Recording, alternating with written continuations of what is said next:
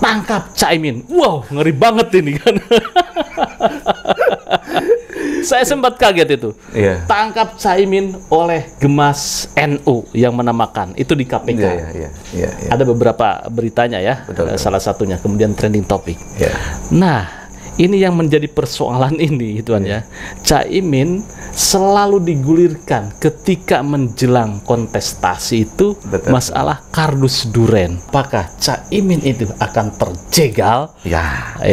Atau melenggang? sukses. Bagaimana menurut Anda? Assalamualaikum warahmatullahi wabarakatuh. Waalaikumsalam warahmatullahi wabarakatuh. Pemirsa, kita akan mengulas kembali tentang jegal menjegal dan jagal menjagal. Ini menarik ini.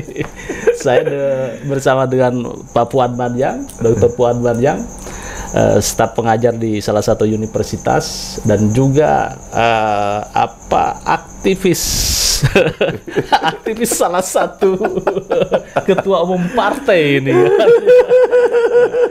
Beliau adalah akar rumput dari Muhaimin Iskandar. Wah, luar biasa nih. Saya lihat kemarin, saya monitoring di Twitter itu sempat naik jadi trending topik.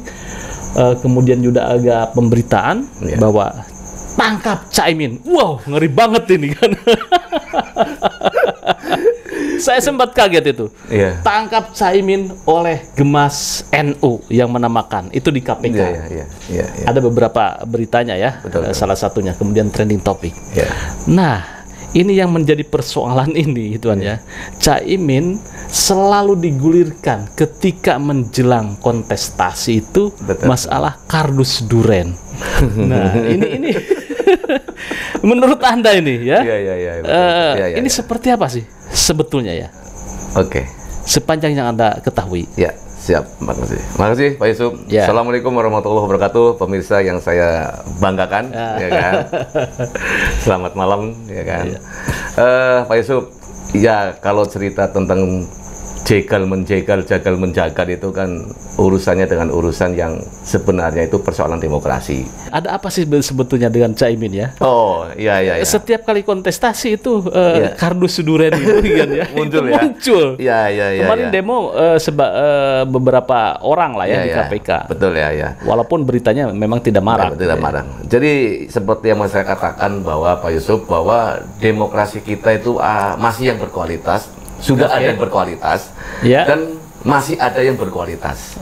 Masih ada yang sudah ada yang dewasa, dan masih ada yang belum dewasa. Iya. Nah, saya katakan di sini bahwa bentuk belum dewasanya rekan-rekan mungkin yang selama ini terus mengumandangkan isu-isu framing yang kemudian dialamatkan kepada Caimin, itu saya pikir ini adalah bentuk belum dewasanya dalam berpolitik. Kenapa? Karena kalau kita tarik dari sisi era di mana pasca Gus Dur itu istilahnya sudah tidak di struktur PKB, maka yang ada di sana kan antara pro dan kontra. Apakah yang menganggap itu yang istilahnya ya pro dengan Caimin ataukah dengan yang kontra Caimin? Sehingga di sinilah muncullah yang kemudian kita katakan selama ini terjadi berlangsung adalah yang kontra dengan Caimin. Nah, saya pikir rekan-rekan itu bentuk belum dewasa dalam berpolitik. Pertama, karena secara hukum atau secara istilahnya itu sejarah, legalitas Caimin menjadi ketum Partai Kebangkitan Bangsa itu sudah tidak bisa ditawar-tawar. Artinya sudah tidak bisa, udah nggak perlu dibahas lagi. Sudah selesai ya. Sudah selesai persoalannya. Sudah pemilu kita lewatin, ya kan. Nyatanya ya masih ada orang yang mengungkit masalah itu. Clear and clean dalam konteks itu. Artinya apa? Artinya bahwa sudah tidak ada yang perlu diperdebatkan lagi. Dan seharusnya malu kalau yang memperdebatkan itu lagi. Karena hukum itu udah kelar itu. Ya, jadi kemarin saya baca juga gitu kan ya, bahwa Caimin jegal Gus Dur. Nah itu ya, kan bagi orang yang tidak tahu sejarah dan bagi orang yang tidak mau sejarah, gitu kan. Artinya itu hanya sebatas subjektivitas lah, ya, tidak objektif dalam konteks legitimasi maupun legal formal itu. Nah, yang kedua tadi saya katakan bahwa orang-orang yang kemudian terus melakukan ketidakpuasan itu cari yang namanya kelemahan dari isu-isu yang selama ini telah muncul, ya kan? Yaitu tentang isu kardus dureng, isu apalagi.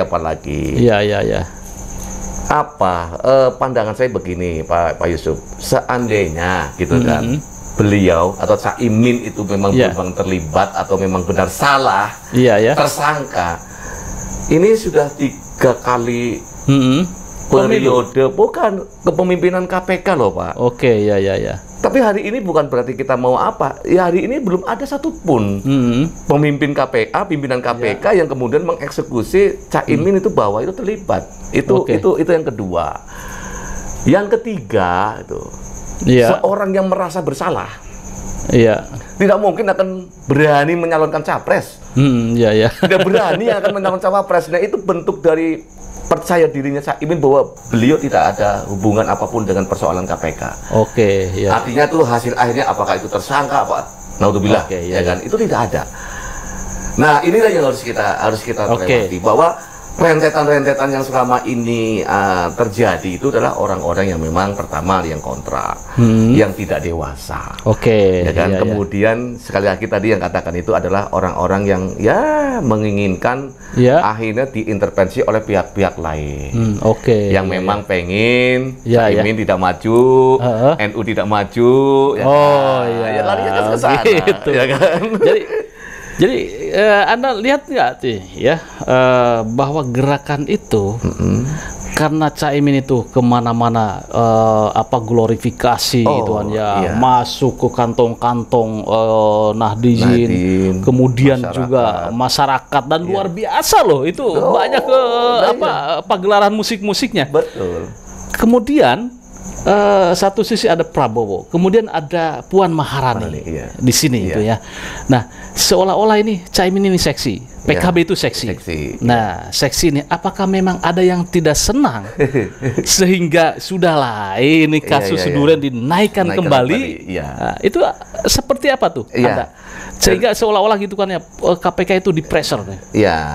Seperti itu. Jadi kalau yang saya lihat, yang sejauh saya merasa sebagai seorang grassroots lah ya, sebagai orang bawahan lah ya di masyarakat, itu memandangnya bahwa masih ada pihak luar yang tidak menghendaki adanya kekuatan Nahdlatul Ulama bisa ikut ambil bagian di dalam mendesain Republik ini seperti apa ke depannya dalam pembangunan. Masih ada, Pak. Yang kedua, ya, ada pihak-pihak internal yang memang, ya kan, ini childish banget ini. Internal bagaimana? Internal mana? Internal NU-nya, ya kan. Merasa tadi atas perjalanan ketika merasa atau menuduh atau seakan-akan Caimin itu mengkudeta, menyerobot, mengkhianati kan framingnya kan itu terus itu. Istilah kultur atau masyarakat sebagian masyarakat yang berafiliasi mengatakan orang NU, kan begitu orang NU yang merasa dirinya bahasanya yang merasa dirinya itu kedekatannya dengan Gus Dur lah. Seakan-akan Gus Dur didolimi oleh Caimin. Padahal itu insya Allah tidak ada lah, ya kan. Semua itu natural adalah bagaimana partai politik eksis, bagaimana untuk bisa mencapai cita-citanya. Kan prinsipnya seperti itu. Tidak ada yang kemudian mengkhianati Gus Dur, itu saya pikir tidak ada. Hanya persoalan dinamika, lah. Organisasi apa sih? Isinya makhluk hidup, isinya manusia. Pasti kan ada gesekan-gesekan, ada satu dinamika lah yang wajar di dalam partai politik. Mohon maaf, selain PKB, dinamika partai politiknya luar biasa, Pak. Mau partai yang paling mengaku paling solid, mengaku paling apa istilahnya itu profesional dan sebagainya. Tetap ada di situ. Ada dinamika konflik, apa dinamika gesekan. Itu wajar-wajar aja. Nah, yang ada di PKB itu sebenarnya hal yang wajar. Inilah bentuk ketidakdewasaan sekali lagi orang-orang yang selama ini berhadapan-hadapan dengan Caimin, sehingga ketika dia tidak bisa mengambil kekuasaan itu, akhirnya menjadilah penyebar atau menjadi influencer yang kemudian seakan-akan terus Caimin di framing. Nah, dua hal itu Pak Yusuf. Tapi saya yakin tuh ketika Caimin ini melakukan beberapa bangsanya konsolidasi internal, baik itu secara kepartaian maupun secara umum, itu alhamdulillah Pak. Dihadiri di mana Pekalongan 150.000 Pak. Itu luar biasa. Apalagi di mana di Jawa Barat luar biasa, di Bandung, kemudian di mana Serang, kemarin Tangerang, Tangerang luar biasa. Tapi kan anehnya kan lembaga survei tidak pernah tidak pernah kejangkau oleh lembaga survei. Kan kira-kira seperti itu, Pak. Apa Anda lihat itu? Ketika lembaga survei hanya terpaut 3 tokoh aja, Pak Ganjar, kemudian Prabowo, kemudian Anies Baswedan, Caimin itu 0, ini bagaimana nih menurut Anda ini? Jadi gini Pak Yusuf, kalau saya melihat lembaga survei pertama segini. Pertama, yang harus kita catat, lembaga survei itu adalah korporasi. Maksud Anda itu korporasi? Paham ya? Ya korporasi perusahaan. Apa sih yang mau dicari perusahaan apa sih Pak? Oke. Kira-kira apa Pak? Eksistensi dong, menginformasikan hasil survei, Tapi ada big question mark, Pak. Ada pertanyaan besar di sini. Lah kalau itu dapurnya masing-masing. Kalau menurut Anda, ini yang salah Caimin atau lembaga surveinya, Bos? Saya tidak pada satu posisi salah menyalahkan. Tidak seperti itu. Nyatanya saya melihat apakah itu di medsos, apakah langsung atau tidak langsung. Yang namanya Caimin kayaknya nggak pernah tidur lebih dari 2 jam ya Pak. Pagi di mana, siang di mana, sore di mana, malam di mana. Pokoknya ketua partai politik yang paling eksis, yang paling ganas, paling ganas dan paling lincah Pak. Paling lincah, luar biasa. Lincah, tapi kan mohon maaf sekali lagi, elektabilitas tetap aja 0, loh ya tapi nggak apa-apa, nggak masalah. Tuhan yang tahu Pak. Jadi menurut Anda ada yang salah di lembaga survei? Saya tidak mengatakan salah, tapi jangan didewakan, Pak. Seringkali Caimin memang diidentikan negatif penggusuran terhadap Gus Dur. Kemudian juga satu sisinya isunya tentang kardus duren itu sangat negatif. Dua hal itu negatif di pribadi Caimin. Nah, menurut Anda ini, kira-kira ini jegal menjegal seperti ini nih akan berhenti di mana di ujungnya atau akan semakin marak terus kemudian Caimin kok diem saja nah itu tidak melakukan perlawanan atau apa kayak gitu itu bagaimana sebetulnya? Pak Yusuf, Caimin itu bukan politisi KW-KW Pak. Bukan politisi kemarin hari sore 5 tahun 10 tahun yang itu bukan Pak. Beliau dididik di tempat dari sejak kuliah lah ya. Jadi sudah tidak heran lah. Artinya mental beliau itu untuk menghadapi segala sesuatunya yang seperti ini dengan doa-doa dari seluruh masyarakat Indonesia mungkin alhamdulillah Caimin kuat lah. Ya, tapi cerita ending di mana ya jelas lah kita nggak tahu lah, wallahu alam lah, karena kita juga bukan penentu nasib orang ya kan Pak ya. Tapi Pak itu intinya bahwa orang yang dikatakan menjegal Caimin, tapi kan Caimin nggak pernah teriak Pak. Itu hebat Pak. Caimin dijegal sana sini nggak pernah teriak Pak di media massa apa dan sebagainya. Jangankan menjegal masalah itu, waktu kemarin ada di Sentul saja itu sudah mulai Pak. Caimin sudah mulai dijegal supaya tidak ada korelasi antara Gerindra dan PKB. Itu sudah dijegal. Itu satu poin. Nah yang kedua, yang melakukan itu kan diawali dengan kalangan internal yang orang-orang kemarin kontra terhadap Caimin. Kemudian mereka bikin proposal, bawa teman, ngajak-ngajak teman supaya dari eksternal supaya Caimin tadi benar-benar apa yang diharapkan oleh mereka itu terjadi. Jadi bukan hanya dari internal orang yang kemarin kontra secara diametral ya, secara konfrontatif, secara face to face bahasanya gitu. secara vis-a-vis ya. Tapi mereka juga sudah bawa proposal besar terhadap ya kan penggulingan terhadap Caimin. Oke, waduh, ngeri. Sehingga tapi ya insya Allah lah. Allah Maha tahu, Allah Maha besar, beliau dikudoakan banyak ulama dan jangan lupa Pak, Partai Kebangkitan Bangsa itu adalah partai yang didirikan para wali. Wow. Bagaimana menurut Anda? Anda setuju ya? PKB didirikan oleh para wali. Ngeri. Ngeri Pak. Jangan main-main Pak. Iya. Saya aja kadang-kadang yang jadi grassroots aja di PKB ngeri-ngeri sedap nggak Pak? Kenapa? Ya karena antara visi misinya PKB, ketika kita mengingkari, wah ngeri Pak. Lah sekarang visi PKB terus prestasinya PKB apa sih? Jangan salah. Saya nggak yakin PKB punya prestasi, Bos. Kalau nanti saya uraikan, nanti akan tercengang Pak. Pertama Pak, ini mohon maaf, pertama ketika Undang-Undang Sisdiknas dilahirkan Pak. Oke. Yang namanya budget 20% untuk pendidikan. Siapa sih Pak yang mendesain itu, yang ngotot itu siapa sih?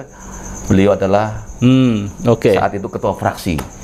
Partai Kebangkitan Bangsa namanya Kiai Haji Yusuf Muhammad. Beliau berjuang keras, ya tentu dengan saat itu Caimin jadi sekjen, jadi dewan juga, jadi wakil DPR RI juga, DPR RI waktu itu pasti beliau yang akan ikut berjuang. Yang paling fenomenal apa Pak? Undang-undang pesantren Pak. 18 tahun berapa itu? Itu undang-undang pesantren PKB Pak yang berdarah-darah Pak. Oke. Di situ prestasinya di situ. Oh iya, salah satu. Komitmennya salah satunya ya. Kemudian lahirnya mendorong Perpres supaya ada yang namanya dana abadi pesantren. Itu adalah untuk mencetak para sumber daya manusia pesantren agar bisa, mohon maaf, adaptif dengan perubahan-perubahan zaman yang saat ini sedang berlangsung. Nah itu kekuatan Pak. Itu jangan dianggap remeh Pak. Kita perjuangan untuk undang-undang pesantren. Sebelumnya banyak Pak. Nanti kalau kayak gitu. Kalau nggak salah di PKB ada kaderisasi Pak, ikut kaderisasi Pak. Nanti itu di situ lengkap Pak. Saya juga pengen ikut Pak nanti. Kalau saya ya harus netral saya itu. Iya betul. Artinya Pak.